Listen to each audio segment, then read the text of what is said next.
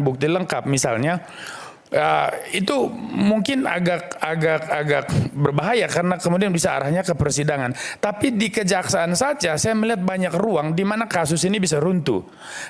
Pertama, di sana ada namanya dominus litis, haknya seorang jaksa untuk mengatakan bahwa perkara ini lanjut atau tidak. Karena dominus litis artinya kan jaksa itu menjadi tuan dari suatu litigasi, penguasa perkara.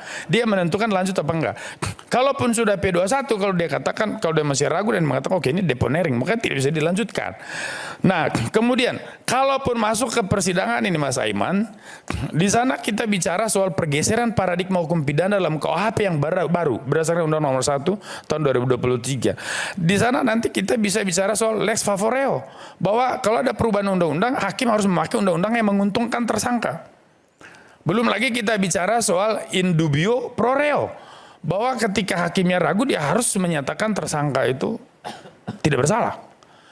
Nah, artinya bahwa kasus ini masih jauh dari bicara soal pemidanaan.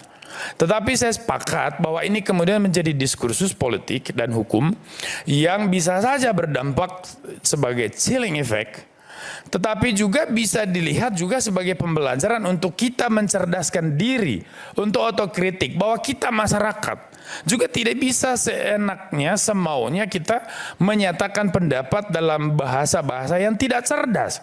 Karena ruang publik itu harus sehat dan rasional menurut Habermas.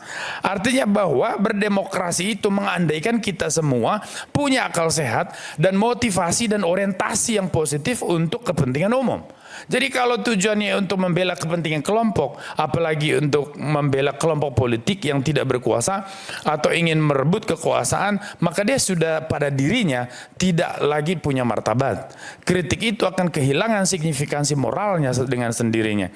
Nah, tadi pertanyaan Mas Aiman soal kalau ini diproses oleh polisi, bukankah itu menimbulkan chilling effect? Enggak bisa, karena apa yang dilakukan oleh kepolisian itu kan bagian dari penegakan hukum. Dan dia harus lakukan proses terhadap pengaduan. Nanti apakah dia akan mengatakan bahwa pengaduan ini kami sudah periksa, selidiki dan sidik ternyata tidak cukup